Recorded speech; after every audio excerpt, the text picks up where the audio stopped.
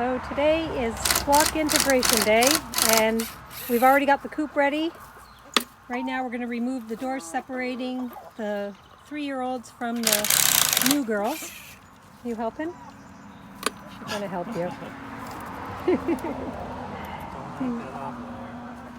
Ah! No! No pecking.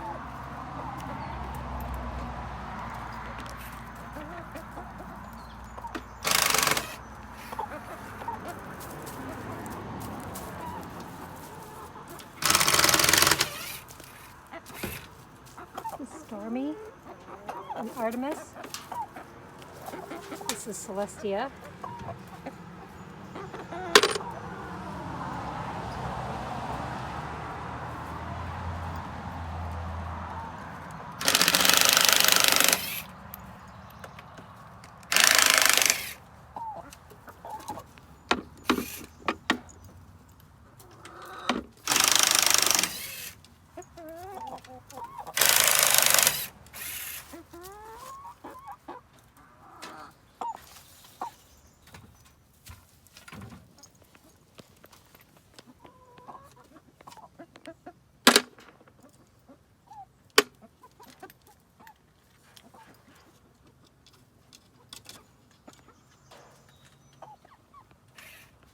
Hi, Arlo.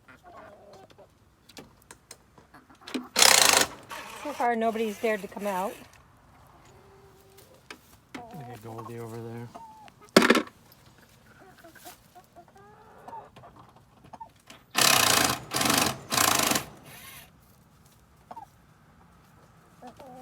Probably don't like the noise this is making. Probably not.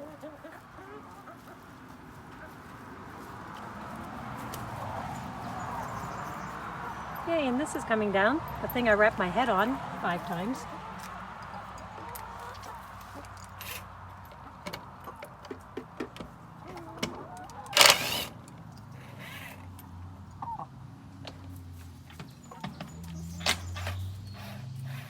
It's the last screw.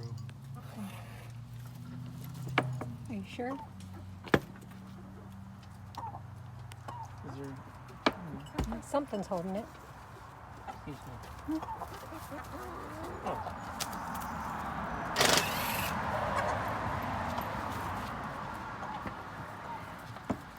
All right.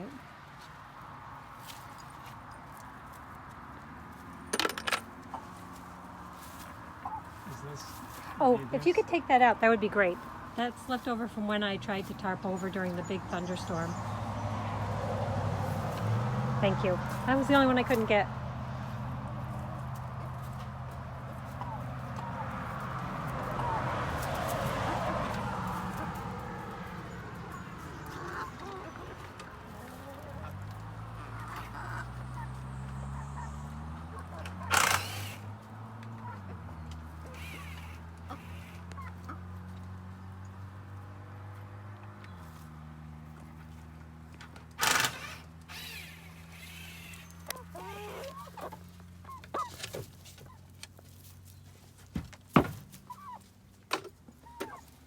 All right, come on, girls. Come on, girls. Go ahead, Stormy. I think there was bugs came down when I Oh, no doubt. Hi, Ruby. moved that last piece.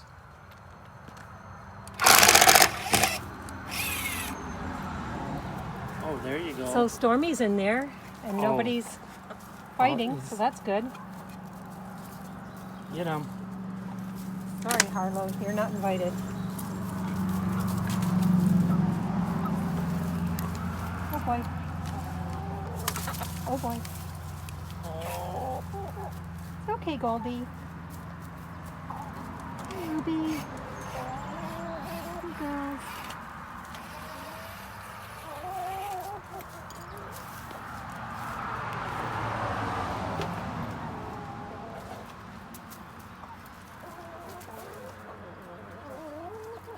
This is good.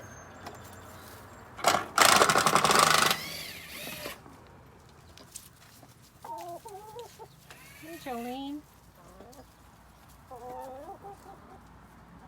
They're not so bad. No, see? Things are going pretty well. Ruby wants to go in the coop. Ladies, come get these bugs. Yeah, come on. Letitia. Oh, she's got one. Already got one.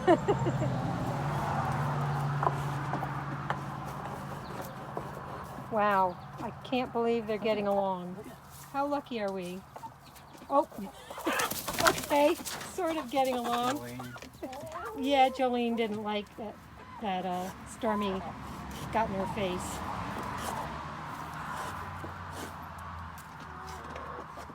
They just have to figure out the pecking order. Yeah, right? They don't know that you're the boss, do they? Right? You're the boss, Ruby.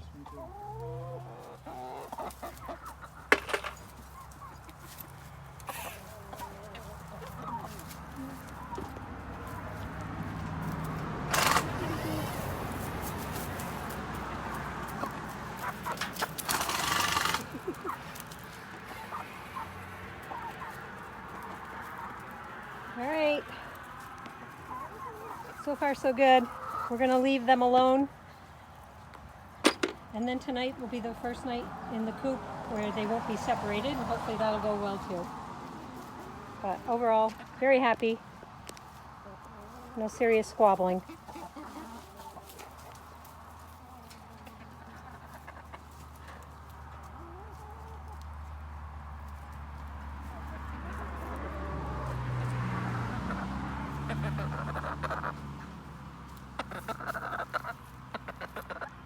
Hey, Arlo.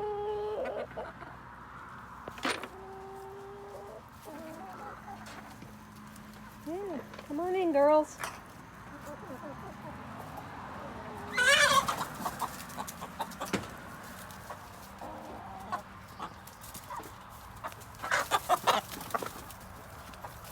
Goldie, don't be mean. Don't be mean.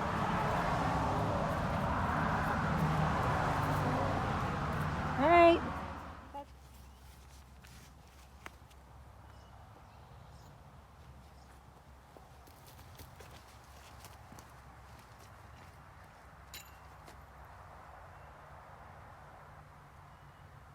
Welcome to the sunflower patch at Country Sunshine Farm. If you are someone who's been following the channel, then you know about a month ago we started this sunflower patch with 3 different types of sunflowers. These to my right here are Pro-Cut Plum. Over here to my left, Pro-Cut White. And then at the far end we have the Pro-Cut Yellow. And it's only been a month and they're doing great. I'm not sure why each one is successively shorter than the other, but they are.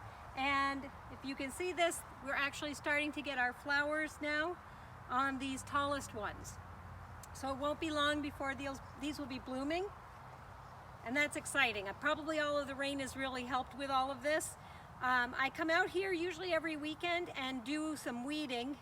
And I try not to do all of it in one day just because it's pretty tiring to do it. So today I'll be working on the patch of ground just to the right of these and getting that one done, and then I'll show you what that looks like afterwards. After I'm done doing that, I'm going to be putting down some diatomaceous earth, and that's going to help keep our ant population down here. We have Allegheny mound ants out here. They have a tendency to overtake an area, and they bite also. And they build huge mounds, and it's constant battle with them trying to keep them from kind of taking over the property.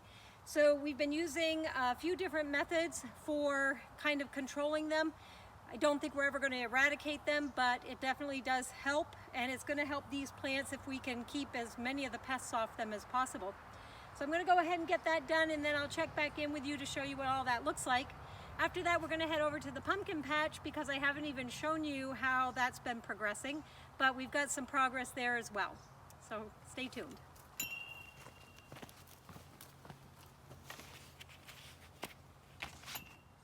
Okay, so I just finished using the garden weasel to basically dig up all of the weeds that had accumulated on this side of the Pro-Cut Plum sunflowers. So this is the tool that I was using. My husband says you're supposed to use it this way. I use it this way. It seems to work better for me this way. So basically what you do is you just kind of go along like this, and it kind of pulls up some of these smaller ones. Well, it's hard to do it one-handed, but anyways, you get the idea. It pulls up the smaller ones. Then you just take your garden rake and you rake everything back. And then I'm going to have this pile here that I'm going to have to get out of here because I forgot my basket. But anyways, you can see that it's much cleaner now. And if you look over here, this is the row that I did last week, and it's got some growing back up.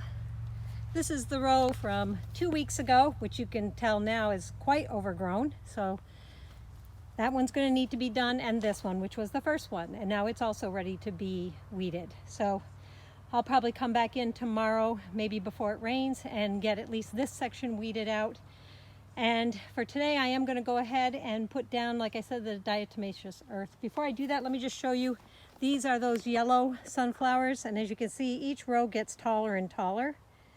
And it could have something to do with the way the sun is hitting them, is the only thing I can think of, because all three of these are supposed to grow at the same rate and to the same size.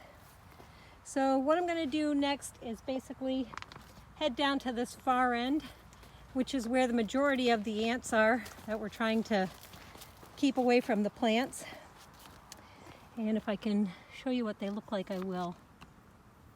Oh, I don't know if you can see them, but there's one right there. They're red and brown. There's a bunch of them. They're red and brown, and they're nasty, and they bite. And what this does, the diatomaceous earth, it dries out their ectoskeleton and causes them basically to wither and die.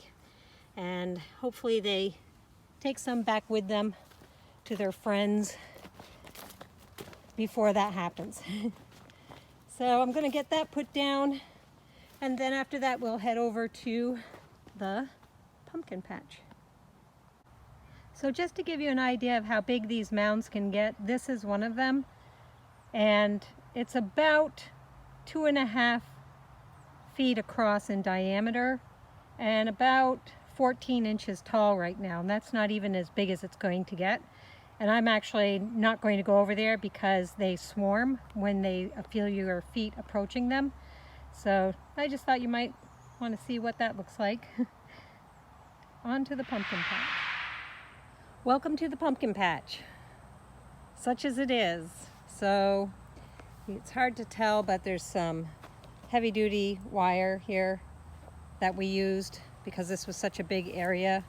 We didn't want to use chicken wire, especially since it's a experiment right now. So it's been about a month now since we planted 12 mounds with 6 different types of pumpkins. So there's 2 mounds for each type of pumpkin, and critters did manage to destroy this area, so I'm going to have to replace the wire on this. And last time I came down here, day before yesterday, I saw that they'd also torn up one of the plants. So these are the plants.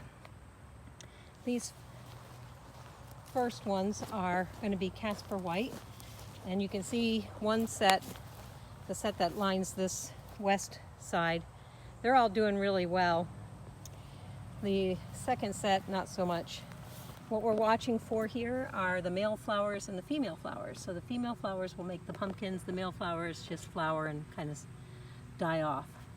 You're supposed to pick them when you see them to help stimulate growth, but I never feel too confident. But that looks correct. I don't see any bulb down there starting. I'm going to leave that one though for now. So what we'll do is we'll train it to go straight. So we'll just kind of lift it up a little bit here and move it over from time to time and reposition them so that they all run straight, and then they'll be easier to walk between the rows. This one is the Black Knight. These are black pumpkins with black stems. He's got a flower. He's got a few starting right there. And you can see he's doing well. These are the Cinderella pumpkins, so these are the ones that look kind of squashed. And both of these plants were doing so well that I actually left 2 of them in this mound. And we'll see how they do if one of them starts to look like it's not doing so good. So for instance, this one's already getting these yellow leaves instead of it being nice and green. Might cut that one off, but it's too bad because that one's doing really well. You know, as you can see, he's already like 5 feet long. Weeds. These last 2 rows are going to be your standard jack-o'-lanterns. They've already got some flowers. This one has 2 plants also. Again, they were doing really well, so for now I'm leaving them. This one's not looking as good. It looks like it's got a little mildew going on the leaves, so I'm going to have to get some neem oil down here and spray it and see if that will help it. It's also turning yellow in places. So if you come down here to this end, you can see these are much smaller and definitely not thriving like they are along that west side. And this one's so tiny, but he's still actually producing a little flower. And you can see the yellow on the Cinderella here. And again, a little flower on this one, Black Knight, but not growing anywhere near as good as his friend down there. This one's doing a little bit better. As you can see, again, watching for the little indicator that there's an actual pumpkin growing there. And so far, no. So that's where we are with the pumpkin patch. Got to do a little bit of repairs to it. It takes up a lot of space, as you can see. This is our first time growing them, and we just wanted to make sure that they had enough room because we had some renegade pumpkins growing in our backyard where we had thrown our jack-o'-lanterns, and those vines were traveling easily halfway across the yard towards the house. And we've pulled them out twice, and they're strong. They grow right back. So that is it for the pumpkin patch. And I think that's it for today. I hope everyone's having a great weekend. Take care.